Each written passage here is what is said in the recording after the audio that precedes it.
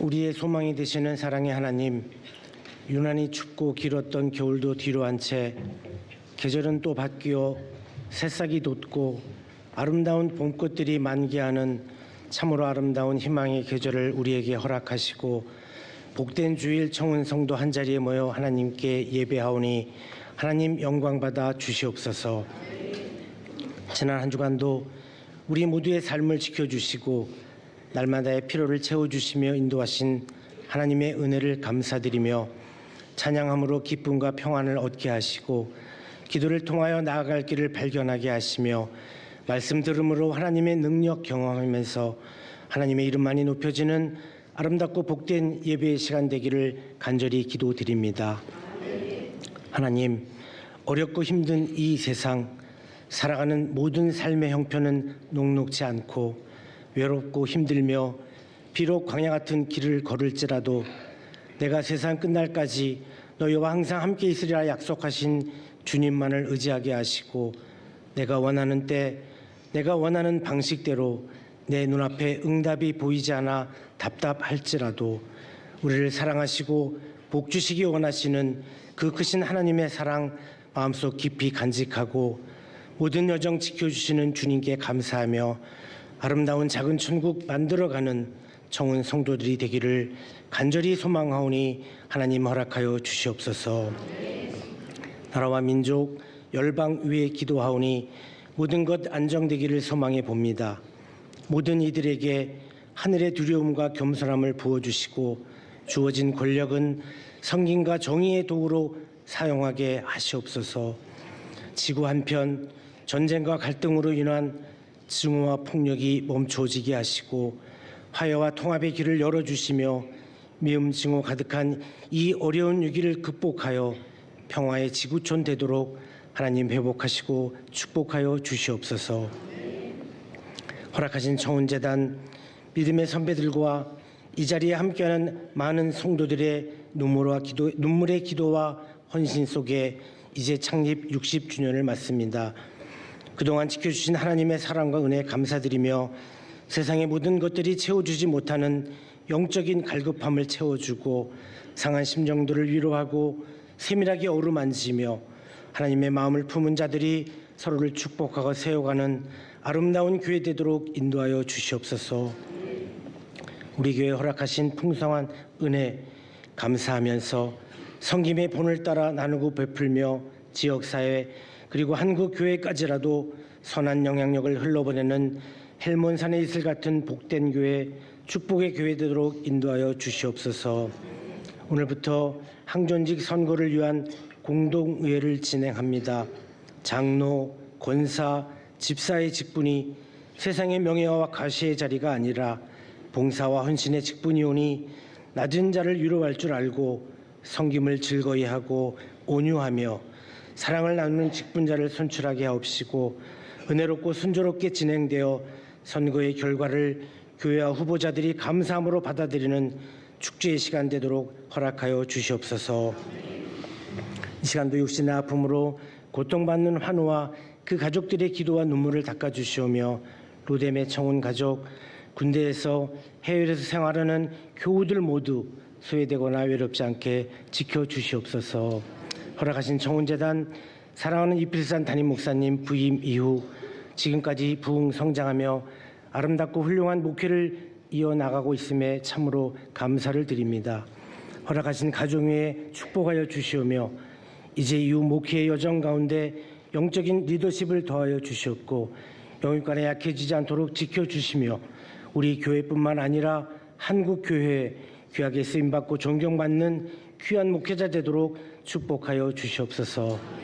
귀한 찬양과 봉사의 자리에서 예배를 돕고 헌신하는 손길들 기억하여 주시오며 새로운 한 주간 허락하신 하루하루를 소중히 여기며 주님 안에 승리하는 우리 모두가 되기를 원하올 때 이 모든 말씀 예수님의 이름으로 기도하오며 이제는 주님께서 가르쳐 주신 기도를 함께 드리오니 하늘에 계신 우리 아버지, 아버지의 이름을 거룩하게 하시며 아버지의 나라가 오게 하시며 아버지의 뜻이 하늘에서와 같이 땅에서도 이루어지게 하소서.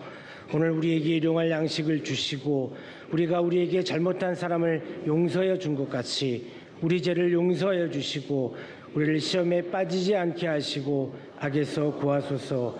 나라와 권능과 영광이 영원히 아버지의 것입니다. 아멘.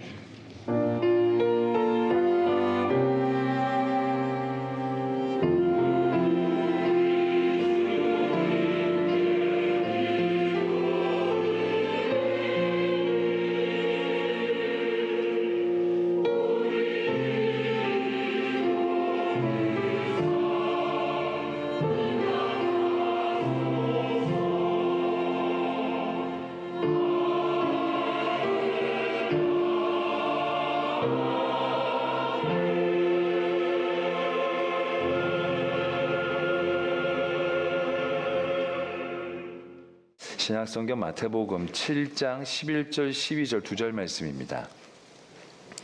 제가 가지고 있는 신약성경 신면에 있는 마태복음 7장 11절 12절의 말씀 제가 봉독드리겠습니다.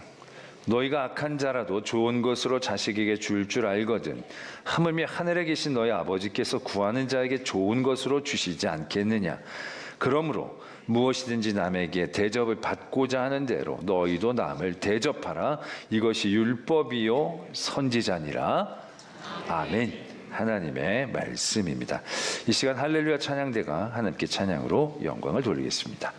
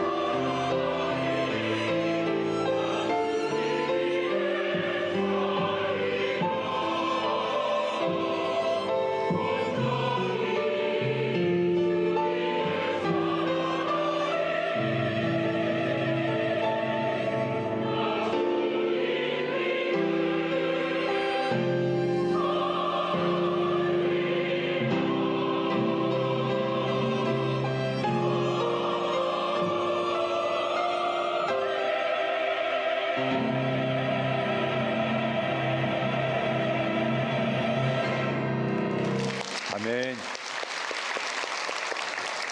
네, 귀한 찬양 감사를 드립니다. 말씀을 위해 함께 기도드리겠습니다. 사랑의 하나님 아버지, 오늘도 그 귀한 말씀 앞에 저희를 불러주심을 감사합니다. 내 뜻, 내 생각대로 듣지 말게 하시고 온전히 하나님께서 그 말씀을 주신 그 중심을 헤아리며 듣게 하실 때에 온전한 은혜, 삶에 주신 하나님의 사랑의 깊이 알게 하여 주시옵소서. 이 시간도 성령으로 우리 모두를 주장해 주실 줄 믿사옵고 예수 그리스도의 이름으로 기도드립니다. 아멘. 예수님께서 직접 설교를 하셨던 그 말씀, 산상수훈의 말씀으로 오늘 우리에게 주시는 하나님의 뜻과 은혜가 무엇인지를 계속적으로 살펴보고 있습니다. 오늘은 7절부터 12절까지 주신 말씀을 통하여 우리에게 주시는 하나님의 뜻을 알아보고자 합니다. 읽지는 않았지만 7절에서부터 12절까지는요, 정말로 밀도 있게 너무나도 귀하고 은혜로운 말씀으로 채워져 있습니다. 7절은 이런 말씀입니다. 구하라, 그리하면 너에게 주실 것이요, 찾으라, 그리하면 찾아낼 것이요, 문을 두드리라, 그리하면 너에게 열릴 것이다 라는 말씀으로 시작이 되고 있습니다. 우리에게 하나님을 향하여 구하고 찾고 두드려야 하는 그런 용기를 주시는 은혜의 말씀입니다.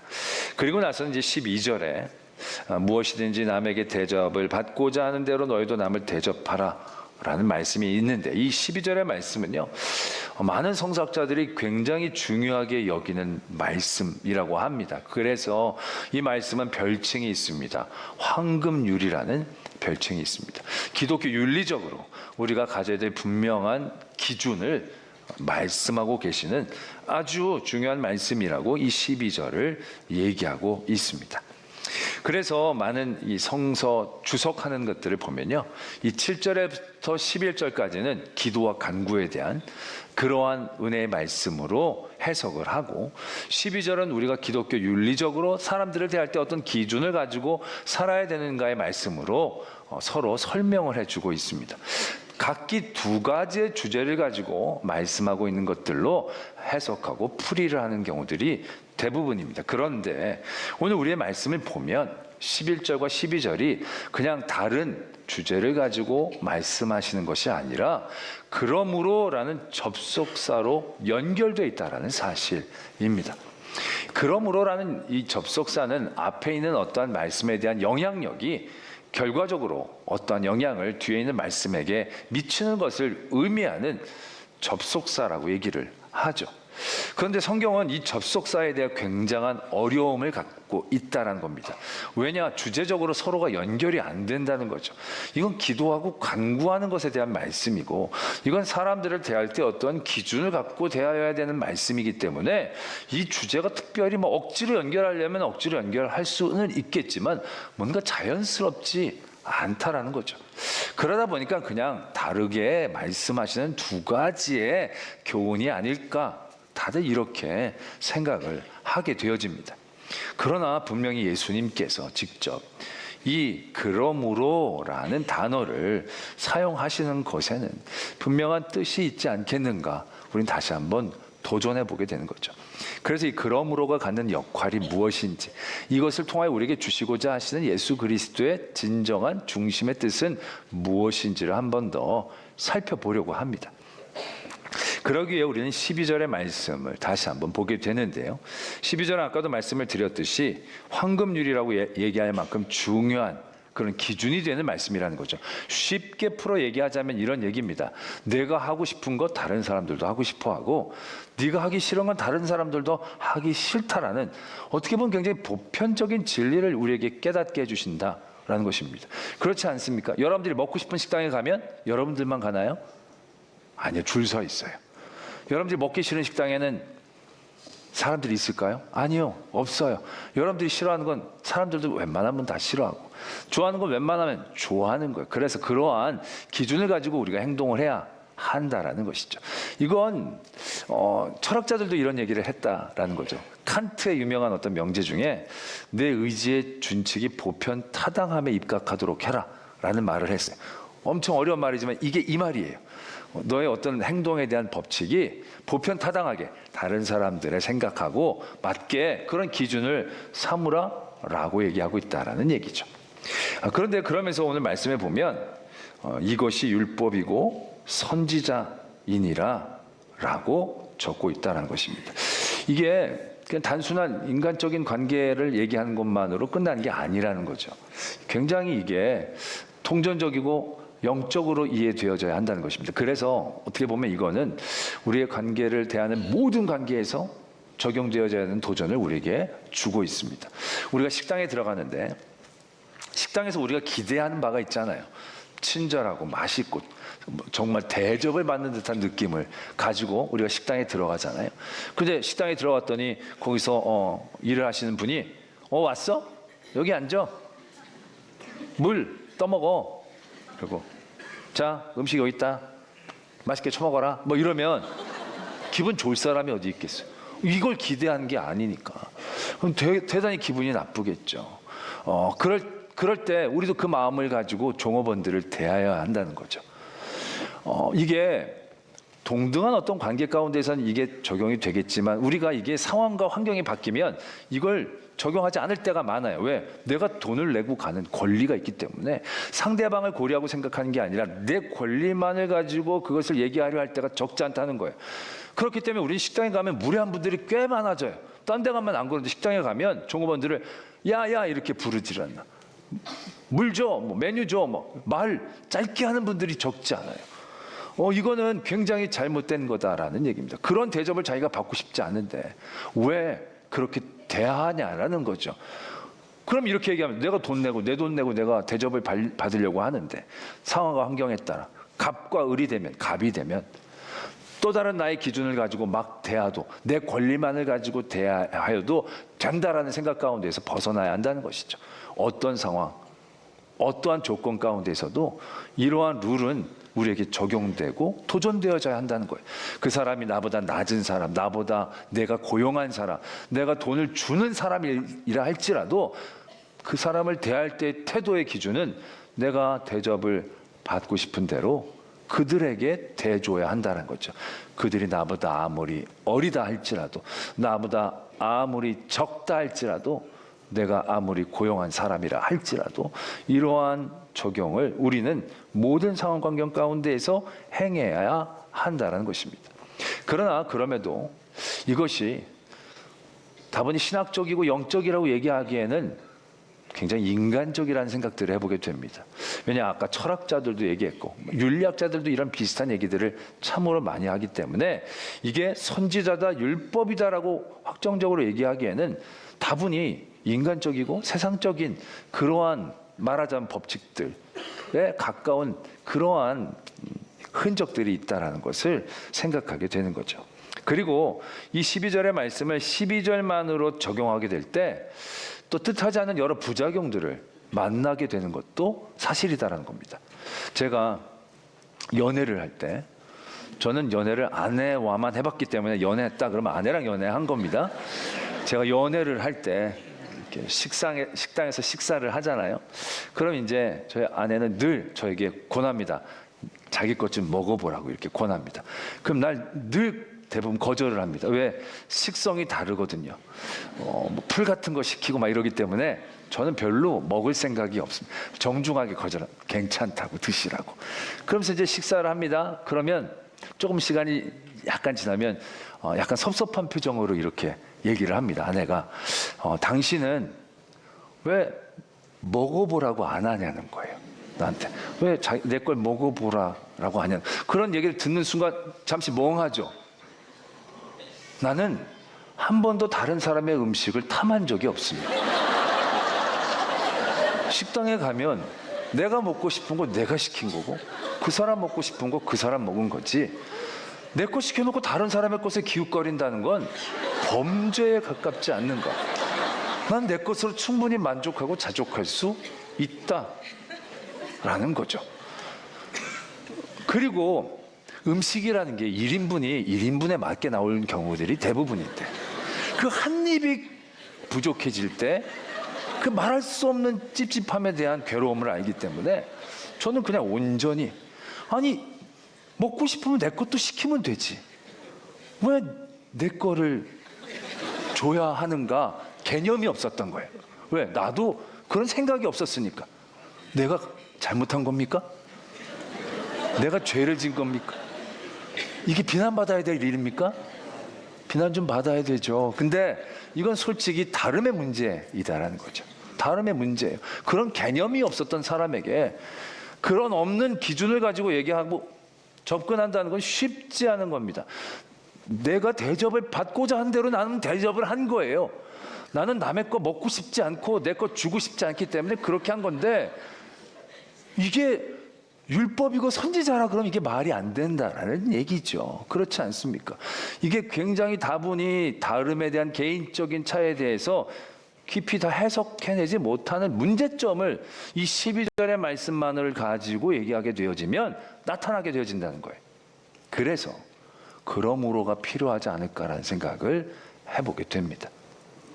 이것이 어떠한 부작용이나 오용이 생기지 않고 말씀과 선지자가 되기 위해 완벽한 이해가 이 12절이 되기 위해 뭔가 더 필요하다는 것을 우리는 느끼게 되어진다는 거죠.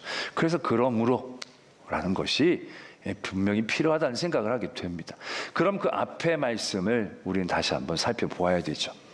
앞의 말씀은 참으로 은혜가 되는 말씀이에요. 이거는 우리의 성도가 삶을 살면서 여러 가지 삶의 자리들을 만날 때마다 우리가 어떻게 그 삶을 살아갈 수 있는지에 대한 분명한 매뉴얼을 우리에게 주시는 거예요.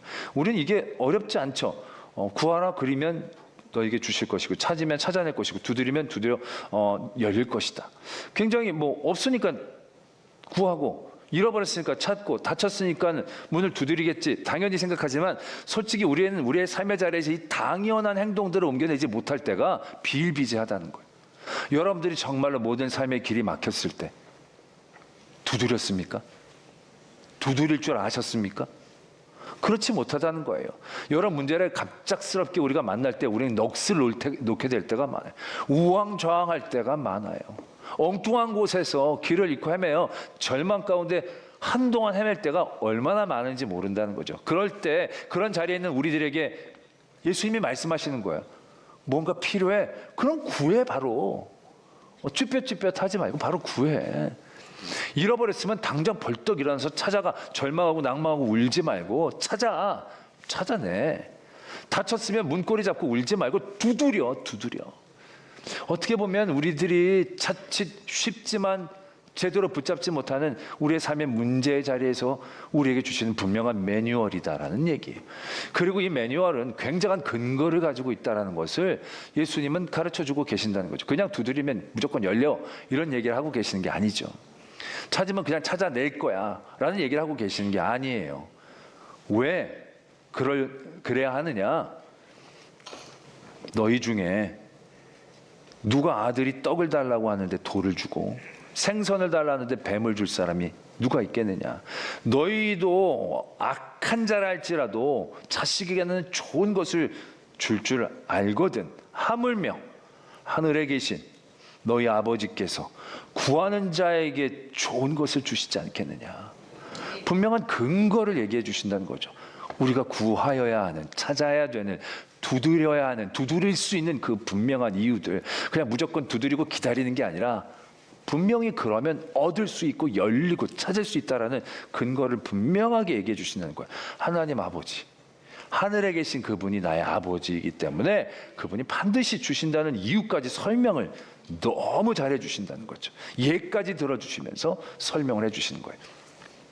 저는 이 말씀을 묵상하면서 이 말씀이 솔직히 우리가 기도와 간구를 할 수 있도록 하는 도전 가운데에서 이 말씀이 많이 들려지게 되는데, 저는 이 말씀을 묵상하면서 도전보다 뭉클함이 느껴지게 되어졌습니다. 왜냐? 여러분들 한번 생각해 보세요. 어떤 사람이 여러분들에게 와서 야, 너 뭐 필요하면 나한테 얘기해. 너가 얘기하면 내가 다 줄게.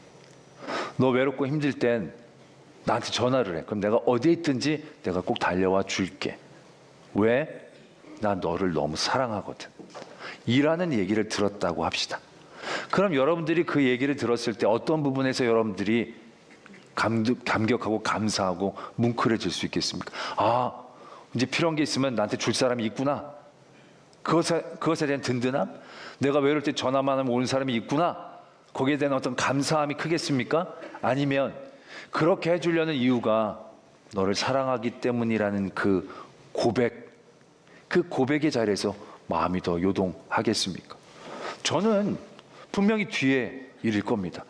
뭐 더 얻고 뭐 든든하게 올 사람이 있다는 것도 좋지만 그것보다도 그 이유가 이 사람이 나를 사랑한다라는 고백이 되어질 때 마음이 더 뜨겁고 더 평안해질 것 같은 생각을 하게 됩니다. 꼭 저만 그렇습니까? 저의 생각에 동의하시는 분들은 아멘. 이쪽은 티가 많으신가 봅니다. 그렇죠. 지금 예수님이 구하라, 찾으라, 두드리라. 그러면 얻고 찾고 열리게 될 것이다. 우리는 이 부분에 굉장한 무게감을 두고 이 말씀을 붙잡을 때가 많죠. 들을 때가 많죠. 그래서 우리도 구해야 돼. 열심으로 전심으로 구해야 돼. 라고 생각하면서 이 말씀을 받아들이지만 우리가 이 말씀을 좀 더 이렇게 묵상하게 되면 솔직히 구하고 찾고 두드리는 것보다도 더 중요한 건 우리가 구할 그분이 있다라는 것, 찾을 때 그 찾을 수 있는 것들을 주시는 분이 있다는 것, 열어주시는 분이 있다는 그 사실 자체가 우리에게 더 귀하고 놀라운 은혜의 자리가 되지 않겠냐는 거죠. 근데 그분이 누구냐? 설명까지 하나님 예수님께서 이렇게 해주시는 거예요. 아들이 떡을 달라는데 돌을 줄 사람이 누가 있겠느냐? 악한 사람일지라도 자식에게 그렇게 주는데 하늘에 계신 하나님이 너의 아버지가 되어주시고 그 아버지가 자식된 너희들에게 너희가 구하고 찾고 두드리는데 좋은 것으로 주시지 않겠느냐 라는 그 고백의 무게감이 더 깊게 다가오게 되어져야 한다라는 것입니다. 우리가 이 말씀으로 기도 열심히 해야겠다. 힘들고 어려울 때 더 찾고 간절히 부르짖어야겠다. 내가 얻지 못하는 건 구하지 않기 때문이고 간절하지 못하기 때문에 더 간절해야겠다. 뭐 이런 도전을 갖고 이 말씀을 대할 때도 있습니다. 그런데 솔직히 이 말씀 때문에 상처 있는 분들도 적지 않거든요. 왜? 구하라고 찾으라고 두드리라고 하셔서 진짜 열심히 구했거든요. 진짜 사방으로 길이 막혀서 진짜 손바닥이 피나도록 두들겨 봤거든요. 그런데 열리질 않아요. 그런데 얻지를 못했어요. 찾아내질 못했어요. 그런 경험들이 하나 둘씩 쌓이게 되면 이 말씀은 은혜라기보다는 오히려 상처가 되는 경우들이 적지 않다는 거예요. 여러분들도 분명히 그러한 상처들이 있을 거라고 생각합니다. 그런 상처들이 쌓이고 쌓이다 보면요, 이게 굉장히 멀게 느껴지는 거예요. 말씀은 말씀이고 나의 삶은 삶처럼 괴리되어지는 경우들이 적지 않은 거예요. 그래서 하나님이 나를 사랑하신다는 고백조차도 굉장히 멀게 어느 순간부터 느껴지게 되는 거죠. 나의 신앙은 관성으로 더 벌받지 않기 위해 그냥 다니는 모습처럼 되어버리는 경우들이 적지 않다라는 거예요. 이건 왜 이런 현상이 있느냐? 우리가 예수님이 주시는 말씀의 무게를 너무 앞에다 두었기 때문에 그래요. 구하면 얻고 찾으면 찾아내고 두드리면 두드리. 솔직히 이게 이 말씀의 더 큰 무게감이 아니라 그러면 주시는데 그 주시는 분이 너를 사랑하시는 아버지다라는 것. 그 아버지는 너에게 좋은 것으로 주신다는 것에 우리의 무게가 더 쏠려야 한다라는 거예요. 우리만 그런 상처와 경험들이 있을 거라고 생각하지만 여러분, 성경에서 정말로 하나님이 사랑한 사람들은 그런 경험이 없었을까요? 아니에요. 여러분들 사도 바울, 하나님이 정말 사랑하신 사람이잖아요. 하나님이 정말로 귀하게 사용하신 사람이잖아요. 그 사람 같으면 정말로 뭐든지 다 들어주셔야 될 만큼 사랑하고 또 하나님 앞에 영광 돌리는 사람이잖아요. 그런데 사도 바울이 어떻습니까? 다른 건 모르겠는데 그가 정말로 간절히 기도한 기도의 제목이 있었는데 하나님이 그걸 응답해 주셨는가요? 아니에요. 응답해 주시지 않았어요. 고린도 후서의 말씀에 보면 사도 바울은 그걸 이렇게 고백합니다. 육체의 가시 곧 사탄의 사자라고 얘기합니다. 이건 하나님이 내게 주신 훈련 연단하고도 거리가 먼 완전히 사탄에게서 온 그런 문제, 고통, 고난이라고 사도 바울도 고백하고 있는 거예요. 그걸 가지고 3번이나 기도했다고, 3번 기도한 게 아니라요, 정말로 간절히 기도했다는 걸 의미하는 거예요. 이건 자기만 기도하는 걸 의미하는 게 아니에요. 동역하는 사람들이 얼마나 많았겠어요. 그 사람들이 사도 바울이 그 육체의 가시로 고통당하는 걸 볼 때마다 얼마나 많이 중보 기도했겠어요. 얼마나 많은 사람들이 얼마나 열심히, 우리 바울 사도가 저것만 없으면 더 열심히 쓰임받을 수 있을 터인데 라는 안타까움을 가지고 얼마나 기도했겠어요. 그런데 문이 열렸나요? 구하는 것을 얻게 됐나요? 아니에요. 얻지를 못했어요. 응답을 받지 못했어요. 다른 사람 병은 고치면서 자기 병은 고치지를 못했어요. 자, 그러면 구했는데 얻지 못한 것이죠. 두드렸는데 열리지 못한 것이죠. 그런데 사도 바울이 고린도후서에서 이렇게 고백하지 않습니까? 그러나 내가 도리어 크게 기뻐함으로 나의 여러 약한 것들을 자랑하리니 이는 그리스도의 능력이 내게 머물게 하려 함이라. 내가 약한 그때에 강함이라. 이렇게 고백하고 있다라는 것입니다. 하나님께서 말씀해 보면 분명히 이렇게 적고 있죠. 하늘에 계신 너희 아버지가 너에게 좋은 것으로 주시지 않겠느냐. 우리는 구하고 바라고 두드리는 것에 우리가 매이면 내가 원하고 찾는 그것이 좋은 것이라고 생각하지만 하나님이 주시려는 좋은 것과 내가 구하는 것은 같지 않다라는 거예요. 그것이 같다라는 착각에서부터 우리가 벗어나야 되는 거예요. 왜? 아버지는 내게 제일 좋은 것으로 주시려는 아버지이시니까. 사도 바울은 자기가 병에서 낫는 게 좋은 건 줄로 알았어요. 그러나 하나님이 그에게 주시는 좋은 건 단순한 병에서 낫는 게 아니었다는 거죠. 병 가운데 계속 있지만 그 약함 가운데서 더 주님을 의지하고 교만해지지 않고 또 겸손하게 하나님의 일들을 끝까지 감당할 수 있는 가장 좋은 자리였다라는 것을 하나님은 그에게 깨닫게 하시고 그가 고백했다라는 것이에요. 이 말씀과 병영구절이 되어지는 누가복음의 말씀이 있어요. 누가복음의 말씀에는 이것이 어떻게 적혀져 있느냐 하면 너희가 악할지라도 좋은 것을 자식에게 줄 알거든 하물며 너희 하늘 아버지께서 구하는 자에게 성령을 주시지 않겠는가. 분명히 이렇게 표현하고 있다는 거예요. 이 좋은 것이라는 게 우리가 생각하는 구하고 바라고 찾는 그것이 아니라 영적인 거라는 거예요. 더 완벽하고 온전한 것이다라는 것을 분명히 우리에게 가르쳐주고 계신다라는 것이에요. 때문에 이 말씀에서의 무게감은 내가 구해야 돼, 찾아야 돼, 두드려야 돼, 그러면 얻고 주시고 열릴 거야가 아니라 그걸 주시는 하나님을 만나게 되어지는 거고 붙잡게 되어지는 것이고 의지가 되어지는 것이고 그럴 때 가장 좋은 것, 놀라운 좋은 것을 우리에게 주신다라는 거예요. 성경에서 하나님께서 간절히 기도했는데 또 응답해 주시지 않은 한 분이 계시죠. 누구예요? 예수님이. 가장 사랑하는 독생자 아들 예수 그리스도가 간절히 기도했어요. 땀이 쪼르륵 쪼르륵 흐르는 게 아니라요. 핏방울 떨어지듯이 뚝뚝뚝 떨어진 거예요. 진짜 열심히 운동을 진짜 열심히 해야 이 땀이 뚝뚝뚝 떨어지잖아요. 조그마한 것만 찌르륵 흐르잖아요. 그러니까 예수님이 진짜 열심히 기도하신 거예요. 이 잔을 내게서 옮겨달라고 기도한 거예요. 그런데 하나님은 반응하지 않으셨어요. 그렇게 구했는데 예수님이 구하는 걸 주시지 않았어요. 여러분 보세요. 예수님이 구하는 거 예수님에게 당장은 좋아 보이죠. 고난 안 당하고 죽지 않으면 예수님에겐 좋죠. 그러나 어떻습니까? 가장 완벽한 승리, 가장 찬란한 영광의 자리에는 나가실 수가 없는 거예요. 하나님은 가장 좋은 것을 그의 아들 예수 그리스도에게 베풀어 주신 거예요.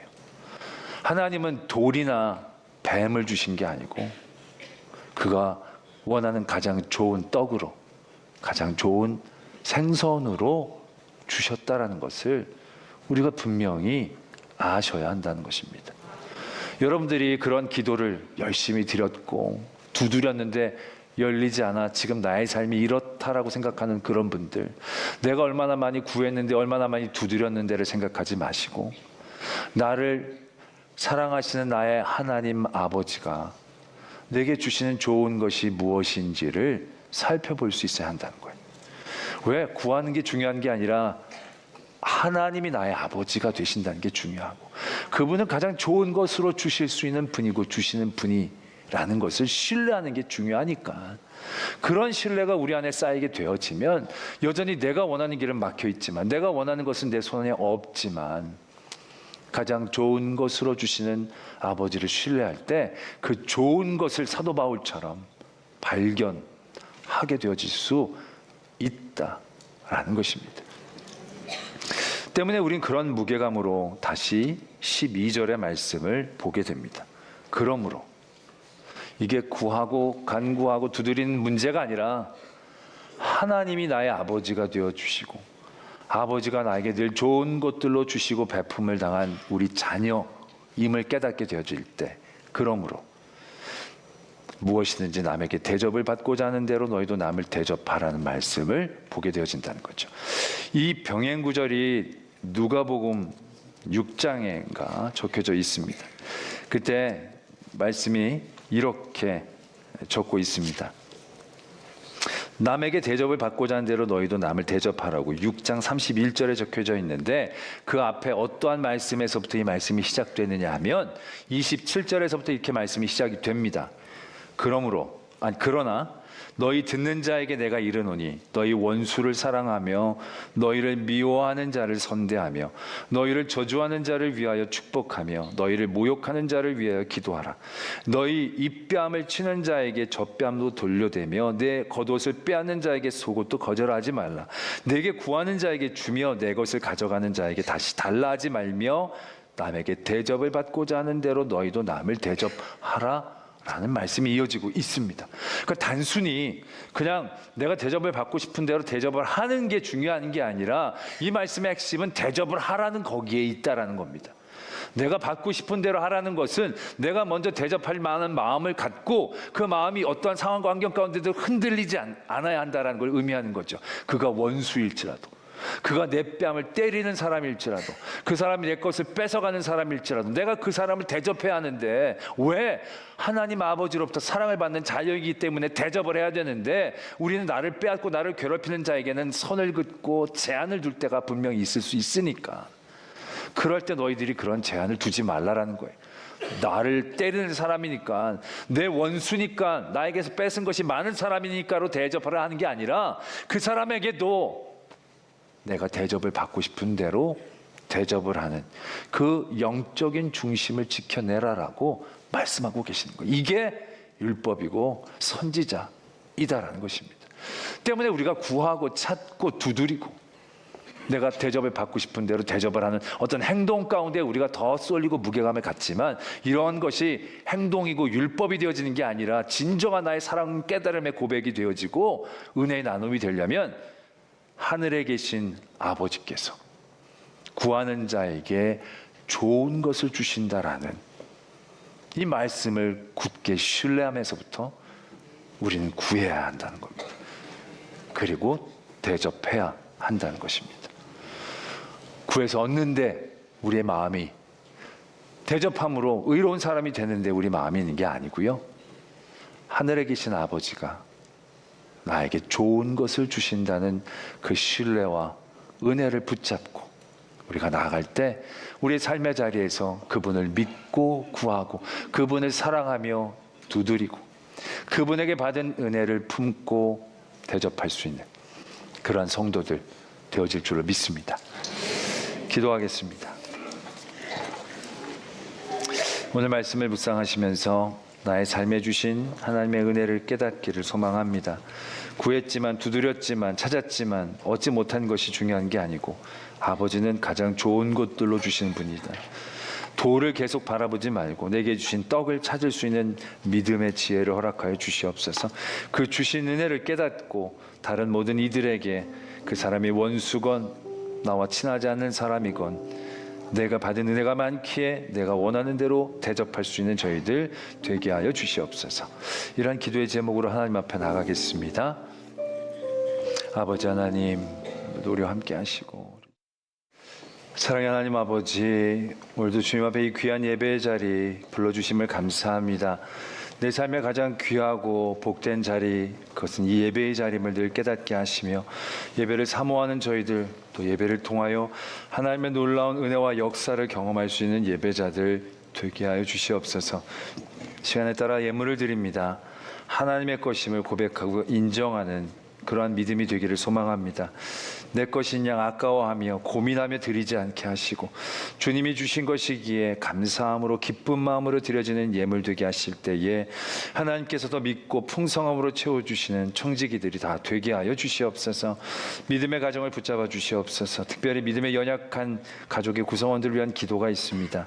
그 기도에 응답 주시어 한 믿음으로 하나님 앞에 영광을 돌리는 가정 되게 하여 주시옵소서. 우리 교회 60여 년 동안 놀라운 은혜로 지켜주셨습니다. 그 은혜가 은혜 될 수 있도록 또 하나님의 마음과 손과 걸음이 될 수 있는 우리 교회 되게 하여 주시옵소서. 허락하신 교육관 끝까지 안전하게 은혜롭게 세워지게 하시고 그것을 통하여 정말로 귀한 하나님의 일꾼들 자라나게 하여 주시옵소서. 공동의회를 통하여 아름답게 섬김의 손길들을 세우고자 합니다. 인간적인 생각과 뜻 내려놓게 하시고 정말로 교회를 사랑하고 생각하는 마음으로 함께 하나가 되어 우리의 아름다운 일꾼들을 세워나갈 수 있도록 도와주시옵소서. 이 나라와 전 세계들 서로 편을 나누어 분쟁하며 갈등합니다. 때로는 말로 싸우지만 때로는 총으로, 때로는 무서운 미사일들로 서로 죽고 죽이는 가운데 있습니다. 그들은 힘으로 세상의 방법으로 얻을 수 있다라고 생각합니다. 하나님, 저들이 세상의 방법으로 얻지 못하게 막아주시옵소서. 세상의 방법이 아니라 하나님의 주권 가운데 이 세상에 있음을 그들이 깨닫고 하나님 강력한 지도자들이 다 주님 앞에 무릎 꿇고 하나님을 두려워할 수 있게 하나님 간섭하시고 주관하셔서 전쟁을 멈추게 하시고 하나님 앞에 우리가 모두 하나 되어질 수 있는 일들을 도전케 하여 주시옵소서. 하나님, 온종일 교회 섬기고 애쓰는 손길들, 그들의 땀과 눈물을 기억하여 주시되 하나님과 만나는 더 기쁜 영적인 교제의 시간들 누리게 하여 주시옵소서. 선교사님들 사역마다 늘 열매로 함께 하시고 로뎀의 교우들의 믿음을 끝까지 붙잡아 주시옵소서. 믿사오며 예수 그리스도의 이름으로 기도드립니다. 아멘. 다 자리에서 일어나시겠습니다. 오늘 귀한 찬양해 주신 할렐루야 찬양대 우리 나우 찬양팀 너무 감사하고요. 오카리나 우리 귀한 연주, 완전 세계적인 연주이고요. 또 1부부터 3부까지 예배를 처음부터 끝까지 다 같이 드려주시면서 3배의 은혜가 있은 줄로 믿습니다. 네, 끝까지 함께 해주셔서 너무 감사합니다. 네, 오늘도 주일 곳곳에서 섬겨주신 모든 성도님께 감사하고요. 1층 로비에 좀 여러분들 기다리시더라도 우리 초원 세례교인으로서의 권리와 의무들을 꼭 여러분들 행해 주시면 감사하겠습니다. 우리 주연 성도들과 함께 인사 나누도록 하겠습니다. 한 주간도 승리하십시오. 승리하십시오.